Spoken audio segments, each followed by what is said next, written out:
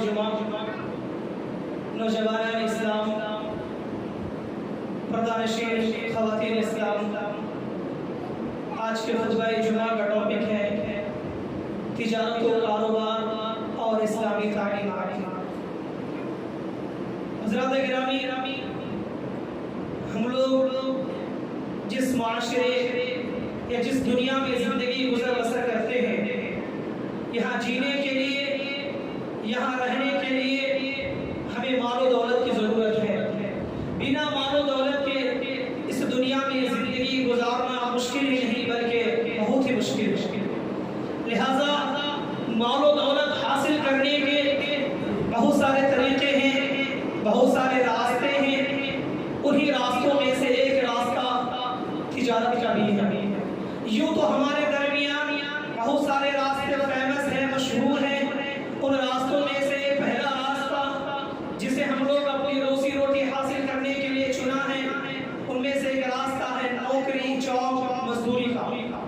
دوسرا راستہ ہے کاشتکاری، زراعت کاری، جسے کھیتی باڑی کے نام سے جانتے ہیں۔ اور تیسرا راستہ ہے تجارت کا۔ یہ تین طریقے، یہ تین راستے ہمارے اور آپ کے درمیان بہت زیادہ مشہور اور فیمس ہے۔ ہم میں سے اکثر لوگ یا تو کسی کمپنی میں جاب کرتے ہیں، کسی ادارے میں پڑھاتے ہیں، یا کسی کے ماتحت رہ کر کے اپنی زندگی گزر بسر کرتے ہیں، اور یہیں سے ہمارا ویتن یا تنخواہ ہمیں ملتا رہتا ہے، جسے ہم لوگ جاب، نوکری، مزدوری کے نام سے جانتے ہیں۔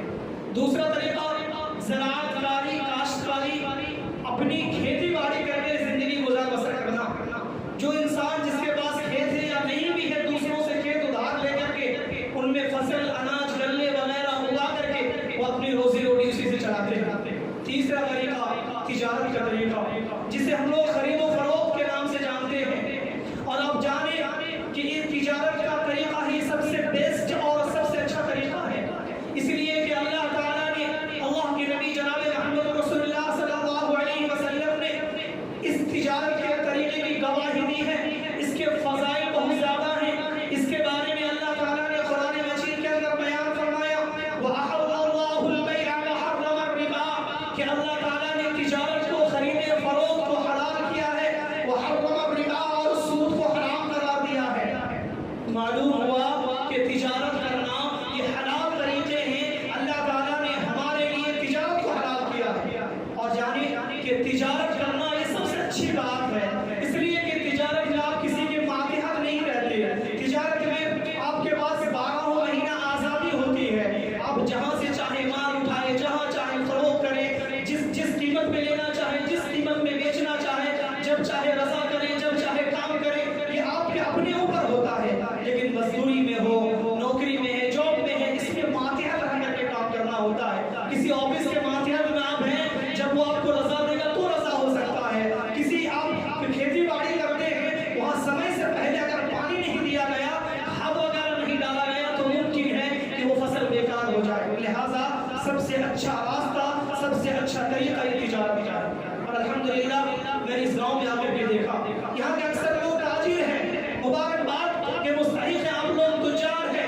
اس مسجد میں بیٹھے ہوئے بھی بہت سارے لوگ ہیں جو الگ الگ قسم کے تاجر ہیں، تجارت کرتے ہیں۔ میرے بھائیوں، تجارت کرنا یہ اچھی بات ہے، لیکن تاجر کو اللہ تعالیٰ نے، نبی صلی اللہ علیہ وسلم نے کچھ اسلامی اصول بتائے ہیں۔ ان اصولوں کے مطابق ایک تاجر کو چلنا چاہیے۔ اگر ایک تاجر اللہ کے بتائے ہوئے، نبی کے بتائے ہوئے اصولوں کے مطابق تجارت کرتا ہے، بزنس کرتا ہے، تو قابل مبارکباد ہے، تو اللہ کا ولی ہے وہ تاجر۔ میرے بھائیوں، تجارت کے حوالے سے اللہ تعالیٰ نے سورۃ الجمعہ کے اندر بیان فرمایا، فَإِذَا قُضِيَتِ الصَّلَاةُ فَانتَشِرُوا فِي الْأَرْضِ وَابْتَغُوا مِن فَضْلِ اللَّهِ وَاذْكُرُوا اللَّهَ كَثِيرًا لَعَلَّكُمْ تُفْلِحُونَ، کہ جب نماز پڑھ چکے، فَانتَشِرُوا فِي الْأَرْضِ، زمین میں پھیل جاؤ، وَابْتَغُوا مِن فَضْلِ اللَّهِ، اور اللہ کے رزق کو، اللہ کے فضل کو تلاش کرو۔ میرے بھائیوں، یہاں فضل سے مراد رزق حلال تلاش کرنی ہے، روزی روٹی تلاش کرنا ہے۔ مفسرین کرام لکھتے ہیں کہ روزی روٹی تلاش کرنے کی بات جو اللہ تعالیٰ نے اس آیت کریمہ میں بیان فرمایا ہے، وہ بذریعہ تجارت ہے۔ تجارت کے ذریعے سے رزق حلال تلاش کرنے کی بات اللہ تعالیٰ نے اس آیت کریمہ میں فرمایا۔ معلوم ہوا کہ اللہ تعالیٰ نے تجارت کو اپنا فضل قرار دیا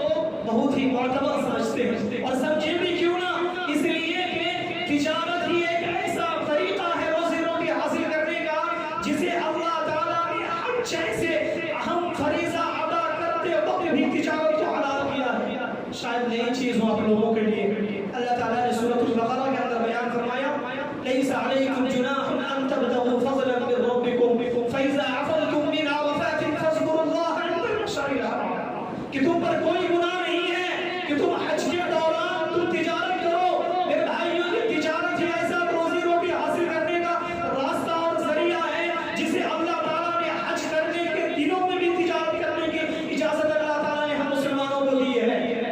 عجیب چیز ہے نہیں؟ زمانہ جاہلیت میں حج کے دنوں میں جو مکے کے بازار ہیں القعصہ اور مجنہ، وہاں پر بازار لگتی تھی۔ بازار لگنے کے بعد جو حجاج کرام جو حاجی جاتے تھے مکہ حج کرنے کے لیے زمانہ جاہلیت میں، وہاں سے وہ لوگ خرید و فروخت کرتے تھے۔ لیکن جب اسلام آیا، لوگوں نے اسلام قبول کیا، مسلمان ہو گئے، تو انہوں نے تجارت چھوڑ دی کہ نہیں، حج جیسے عظیم دنوں میں، حج جیسے اہم فریضہ میں ہمیں تجارت نہیں کرنی ہے۔ لہٰذا اللہ تعالیٰ نے ان کی اس بات کی تردید کرتے ہوئے آیت کریمہ نازل کر دی کہ لیس علیکم جناح ان تبتغوا فضلا من ربکم، تم پر کوئی گناہ نہیں ہے کہ تم حج کے دوران، حج کے دنوں میں تم تجارت کر سکتے ہو، کرو، یہ اللہ تعالیٰ نے اجازت دی ہے۔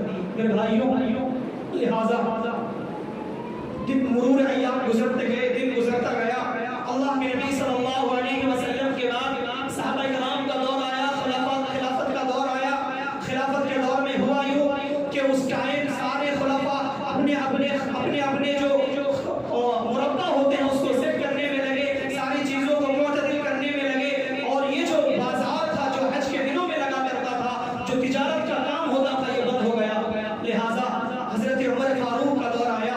حضرت عمر فاروق کے دور میں ان کے ایک آزاد کردہ غلام ابو صالح رضی اللہ عنہ حضرت عمر فاروق سے پوچھتے ہیں کہ امیر المومنین، کیا آپ انہیں تعجب سے پوچھتے ہیں کیا آپ لوگ حج کے دنوں میں بزنس کرتے تھے، حج کے دنوں میں خرید و فروخت کرتے تھے، تجارت کرتے تھے؟ تو امیر المومنین حضرت عمر فاروق نے جواب دیا کہ اے غلام سنو، ہمارا جو کسب معاش تھا، ہم لوگ جو روزی روٹی حاصل کرتے تھے سال بھر کے لیے، وہ ان حج کے مہینے میں حاصل کر لیتے تھے۔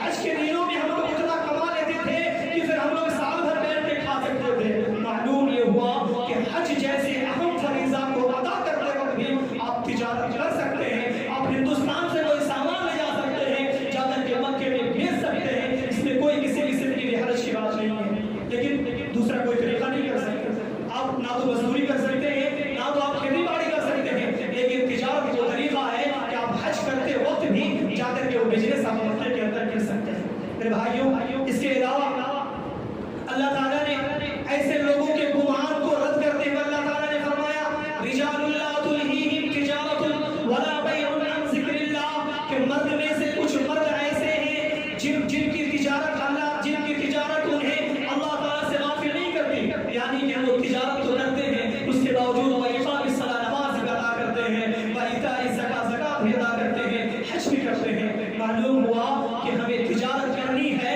لیکن اپنے فرائض و واجبات کو ترک نہیں کرنا ہے۔ ہمیں تجارت کرنی ہے لیکن اپنے فرائض و واجبات کو رد نہیں کرنا ہے۔ میرے بھائیوں، افسوس ہوتا ہے آج کے ہمارے دور کے تاجروں کو دیکھتے ہوئے، وہ تجارت کرنے کے چکر میں اپنے فرائض و واجبات کو بھول چکے ہیں، نماز سے دوری ہے، تجارت کرنے میں نماز چھوٹ جا رہی ہے،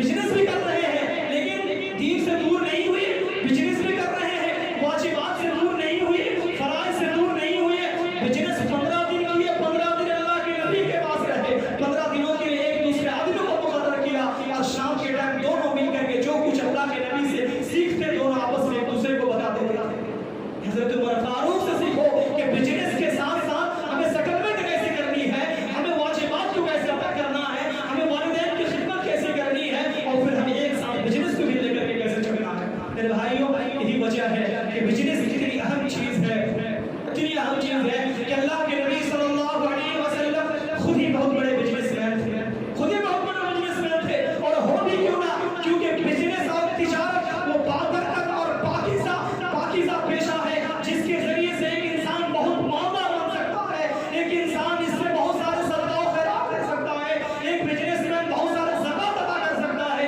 اس لیے کہ بزنس مین کا کوئی مقابلہ نہیں ہوتا۔ بزنس مین اگر خود کو چاہے تو اپنے آپ کو ترقی خود ہی کر سکتا ہے۔ میرے بھائیوں، اللہ کے نبی صلی اللہ علیہ وسلم کے بارے میں آپ لوگوں نے سنا ہوگا، اللہ کے نبی صلی اللہ علیہ وسلم نبوت سے پہلے ابھی نبی نہیں بنائے گئے ہیں، 12 سال تک اللہ کے نبی نے تجارت کیا ہے، 12 سال تک اللہ کے نبی نے تجارت کیا، بزنس جیسے کام کر جاتی ہے۔ آپ لوگوں نے وہ واقعہ بھی سنا ہوگا، حضرت خدیجہ رضی اللہ عنہا آپ کی پہلی بیوی ہے، ان سے نکاح ہونے کا مقصد کیا تھا، ان سے نکاح کس طریقے سے ہوا، یہی وہ بزنس تھا جس کے ذریعے سے اللہ کے نبی کا تعلق حضرت خدیجہ سے ہوا۔ حضرت خدیجہ نے اللہ کے نبی صلی اللہ علیہ وسلم کی بزنس کا وہ تجربہ دیکھا، وہ ایبلٹی دیکھی، اور دیکھنے کے بعد حضرت خدیجہ نے خود ہی اللہ کے نبی کو پیغام بھجوایا کہ اللہ کے نبی، آپ کے پاس وہ ایبلٹی ہے کہ آپ بزنس کرتے ہیں تو امانت داری کے ساتھ کرتے ہیں، آپ سچ بولتے ہیں، اور 1 روپے کو آپ 10 گنا بڑھا کر کے منافع دیتے ہیں۔ اللہ کے نبی ہمارے بزنس مین تھے، بہت بڑے بزنس مین تھے، لہٰذا اللہ کے نبی صلی اللہ علیہ وسلم نبی بننے سے پہلے جو مشہور تھے مکے کے اندر، وہ 2 چیزوں سے تھے، ایک تو اللہ کے نبی صادق اور امین تھے جو کبھی جھوٹ نہیں بولتے تھے، دوسرا یہ تھا کہ اللہ کے نبی صلی اللہ علیہ وسلم ایک سچے امانت دار تاجر تھے، جس وجہ سے اللہ کے نبی صلی اللہ علیہ وسلم مکے کے اندر مشہور تھے کہ جو محمد بن عبداللہ ہے یہ بہت بڑے تاجر ہیں اور سچے تاجر ہیں جو زیادہ منافع کر کے کماتے ہیں۔ میرے بھائیوں، معلوم ہوا کہ اللہ کے نبی صلی اللہ علیہ وسلم بھی تجارت کرتے تھے، لیکن ہاں تجارت میں کیسا ہونا چاہیے؟ تجارت ہمیں صحابہ سے سیکھنی چاہیے، تجارت ہمیں صحابہ سے سیکھنی چاہیے۔ میرے بھائیوں، اب غور کرو کہ اللہ کے نبی صلی اللہ علیہ وسلم کے بعد آپ کے صحابہ کرام کی زندگی کو جب آپ پڑھیں گے تو معلوم ہوگا کہ جو مہاجرین مکہ یعنی مکہ کے لوگ تھے وہ بہت بڑے تاجر ہوا کرتے تھے، ہر صحابی اپنے اپنے اعتبار سے تاجر ہوا کرتے تھے، لیکن پھر جب ہم بدری صحابی کی زندگی کو دیکھیں گے تو جو ہمارے انصار صحابہ تھے وہ بھی ان میں بھی اکثر لوگ تجارت کیا کرتے تھے۔ لہٰذا جب مہاجرین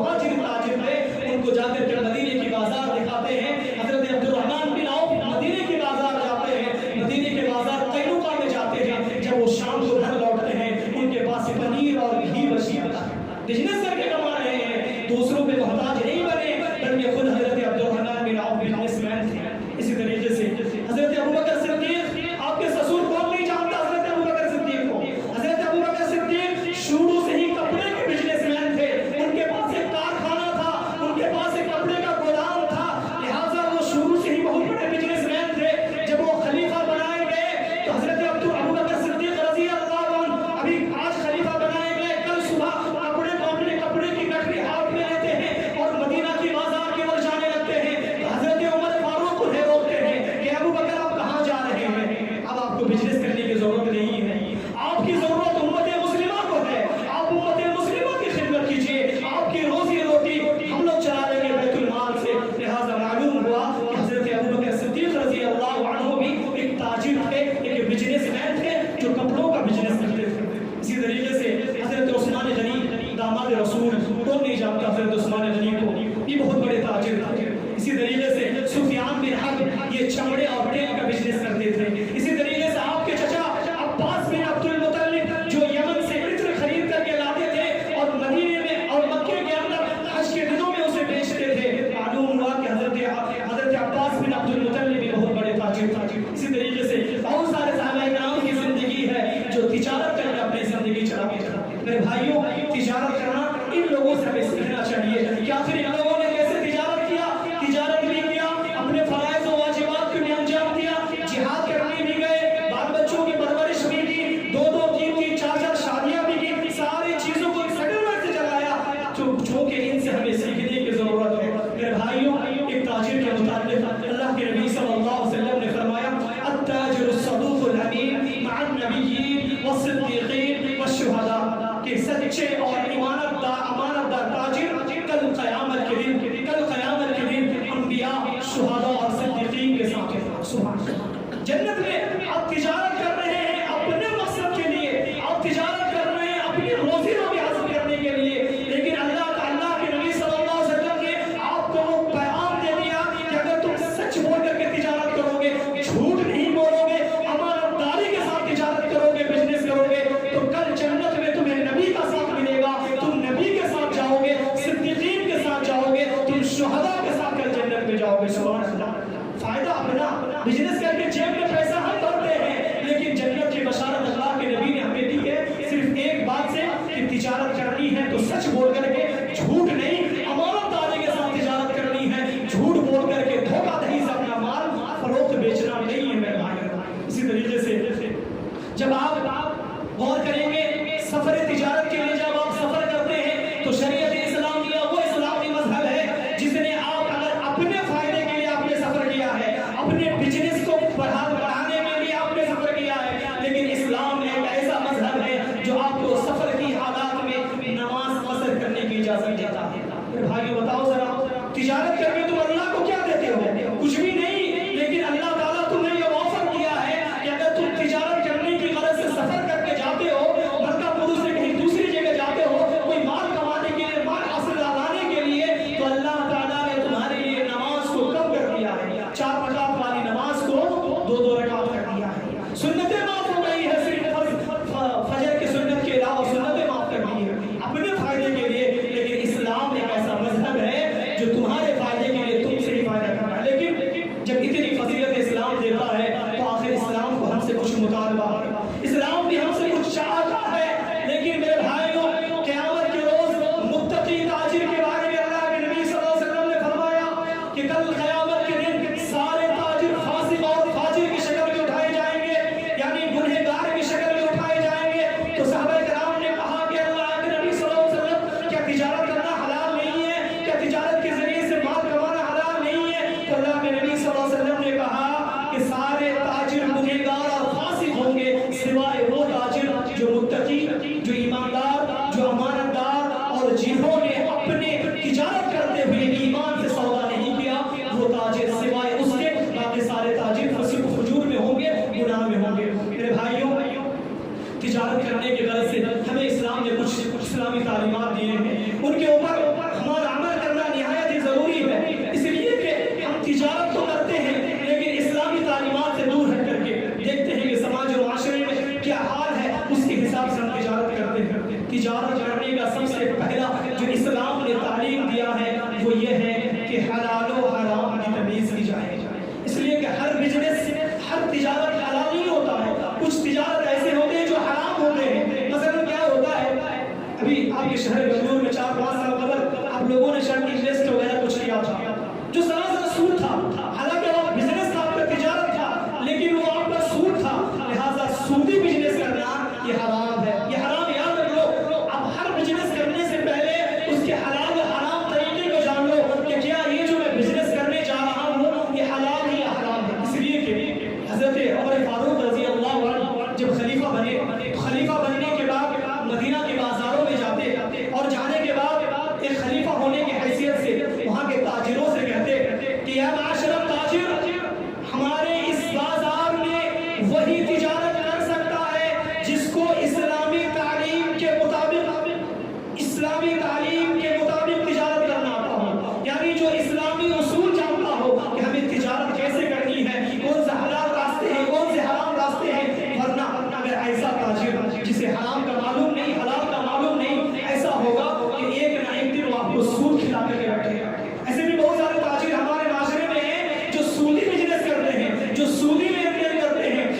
جس کو اسلامی اصول نہیں معلوم ہوگا وہ آپ کو خود ہی ایک اصول کھلا دے گا. اس لیے حضرت عمر فاروق نے مدینہ کے بازار میں جب خلیفہ بنے تو انہوں نے کہا کہ ہمارے اس مارکیٹ میں وہی بزنس کر سکتا ہے جس کو تجارت کرنے کا اسلامی اصول و ضوابط معلوم ہے, وہی ہمارے مدینہ کے بازار میں تجارت کرتا ہے. اس کے علاوہ جو دوسری چیز ہمیں تجارت کرتے ہوئے یاد رکھنی چاہیے وہ ہے جھوٹ سے بچنا چاہیے. جھوٹ سے بچنا چاہیے. نعوذ باللہ من ذالک کہتے ہوئے شرم آتی ہے. آج مسلمانوں کے دکانیں پہ چلے جاؤ, سب سے زیادہ مسلمان بزنس میں جھوٹ بولتا ہے.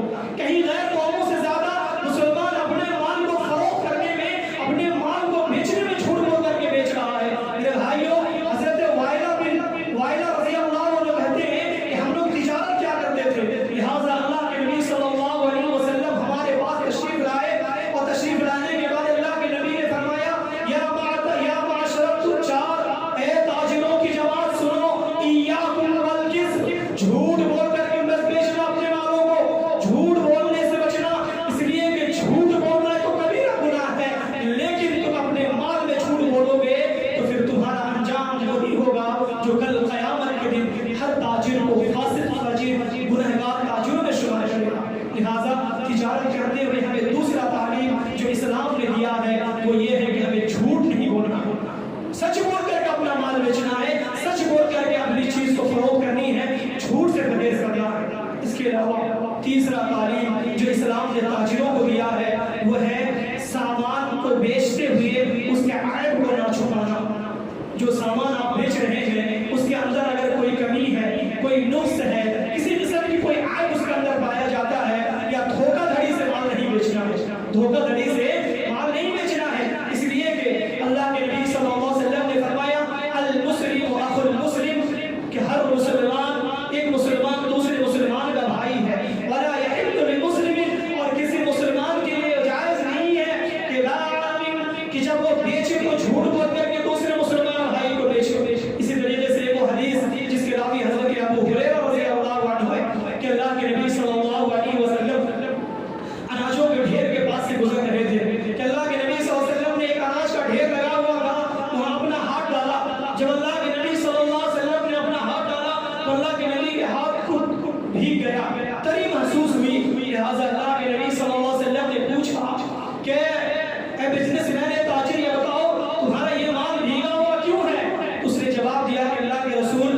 بارش ہوئی تھی جس سے یہ مال بھیگ گیا. تو اللہ کے نبی صلی اللہ علیہ وسلم نے کہا کہ تم اس مال کو اوپر رکھ سکتے تھے, تم اس مال کو اوپر رکھ سکتے تھے, لیکن تم نے بھیگے مال کو نیچے رکھا, اوپر سے تم نے سوکھا ڈال کر کے دھوکہ دھڑی سے مال بیچ رہے ہو. سن لو, من غش فلیس منی, جس نے ہمارے ساتھ دھوکہ دہی کی, جس نے اسلام کے اندر دھوکہ دہی کی, فلیس منی, تو مجھ سے نہیں ہے. اللہ کے نبی نے کہا کہ جس نے دھوکہ دھڑی سے مال بیچا, جس نے دھوکہ دھڑی سے مال کمایا, جس نے اسلام کے اندر دھوکہ دھڑی کی, اللہ کے نبی نے کہا فلیس منی, اس کا مجھ سے کوئی تعلق نہیں ہے. لہٰذا تاجروں یاد رکھو, مال بیچنے سے پہلے اگر تمہارے مال میں کوئی کمی ہے تو تمہارے سامنے جو گاہک کسٹمر آتے ہیں اس کو بتا دو کہ دیکھو بھائی میرے پاس جو مال ہے اس میں کوئی کمی ہے, کچھ نقص ہے, کچھ عیب ہے, بتا کر کے بیچو. لیکن جھوٹ بول کر کے یا دھوکہ دھڑی سے یہ مال عیب بنا چھپا کر کے نہیں بیچنا چاہیے. اس کے علاوہ جو چوتھا اسلام نے طریقہ بتایا ہے, اسلامی تعلیم جو تاجروں کو دیا گیا ہے وہ یہ ہے کہ زیادہ قسمیں کھا کر کے مال کا بیچو. زیادہ قسمیں نہیں کھانا چاہیے. ہوتا کیا ہے, مال خراب ہے, اللہ قسم نے کہا میرا مال صحیح ہے, اتنی قسم کھانے لگتے ہیں وہ کسٹمر کے سامنے کہ کسٹمر کبھی کبھی کنفیوز ہو جاتا ہے یہ سچ بول رہا ہے یا جھوٹ بول رہا ہے. لہٰذا وہ جو سامنے والا بزنس مین یا تاجر جو قسم کھاتا ہے وہ اس حساب سے کھاتا ہے کہ میں جتنا قسم کھاؤں گا میری بات کی اتنی تعریف دی جائے گی. غلط ہے میرا. اس لیے کہ اللہ کے نبی صلی اللہ علیہ وسلم نے فرمایا کل قیامت کے دن 3 آدمی ایسے ہوں گے جن کی طرف اللہ تعالیٰ اپنی نظر رحمت نہیں کرے گا. 3 آدمی ایسے ہوں گے جس کو کل قیامت کے دن اللہ تعالیٰ اس کے گناہوں سے پاک نہیں کرے گا. وہ 3 لوگ کون ہیں؟ نمبر 1 بوڑھا زانی, جو بڑھاپے میں زنا کرتا ہے, بدکار. تیسرا فقیر متکبر, جو فقیر ہے, مال کے ہوتا ہے لیکن گھمنڈ اس کی مت ہے, آسمان کو اس کی گھمنڈ ہے. تیسرا جو زیادہ قسمیں کھا کھا کر کے اپنا مال بیچتا ہے اس کو اللہ تعالیٰ کل قیامت کے دن اس کی طرف نظر رحمت نہیں کرے گا. ایک دوسری حدیث ہے کہ 4 لوگ ایسے ہوں گے جس کی طرف اللہ تعالیٰ کا نظر رحمت نہیں کرے گا. ان میں ان تینوں کا بھی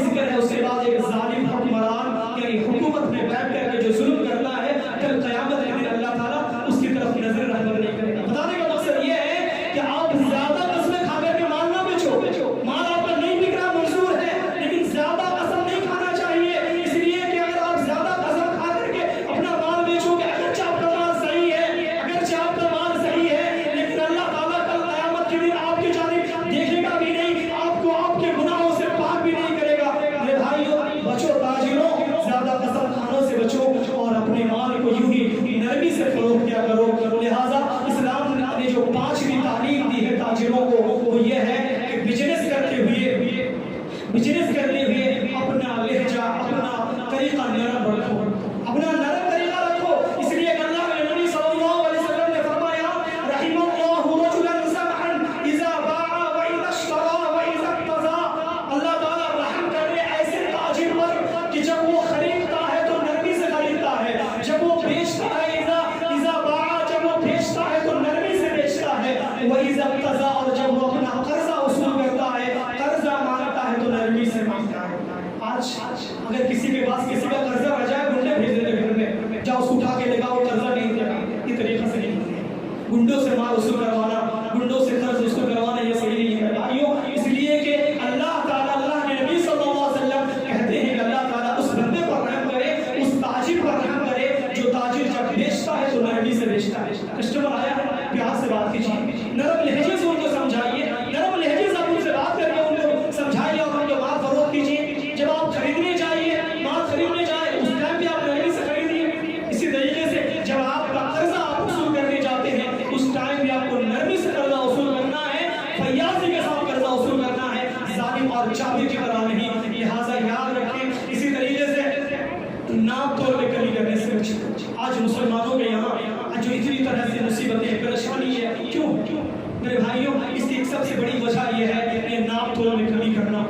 इसलिए कि अल्लाह के नबी सल्लल्लाहु अलैहि वसल्लम अभी मक्का से हिजरत करके मदीना नहीं गए हैं। वहाँ के जो मदीना के तुज्जार थे, ताजिर, बिजनेसमैन लोग थे, ये नाप तोल में बहुत ज्यादा कमी करते थे। लिहाजा अल्लाह के नबी सल्लल्लाहु अलैहि वसल्लम जब मदीना पहुंचे तो अल्लाह ताला ने सूरह मुतफ्फिफीन को नाज़िल किया, वैलुल लिल मुतफ्फिफीन अल्लज़ीना इज़ा इक्तालू अलन नास यस्तौफून।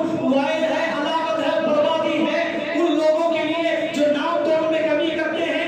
जब वो लेते हैं तो पूरा पूरा लेते हैं, और जब वो लोगों को देते हैं तो नाप में कमी करके देते हैं, नाप तोल में कमी करके देते हैं। मेरे भाइयों, इसके बाद मदीना के लोग सुधर गए, नाप तोल में बुरी सुधार कर ली। लेकिन अफसोस है आज के मुसलमान ताजिरों के ऊपर, आज भी मुसलमान ताजिर नाप तोल में कमी करके अपना माल बेचते हैं। मेरे भाइयों, हलाकत है, बर्बादी है। अल्लाह ताला ने कुरान में कहा है, वाइल जहन्नम के गड्ढे का नाम है। लिहाजा ऐसे ताजिर जहन्नम के उस गड्ढे में जाएंगे जो नाप तोल में कमी करके बेचते हैं। नाप तोल में कमी करने की दुनियावी सजा भी है।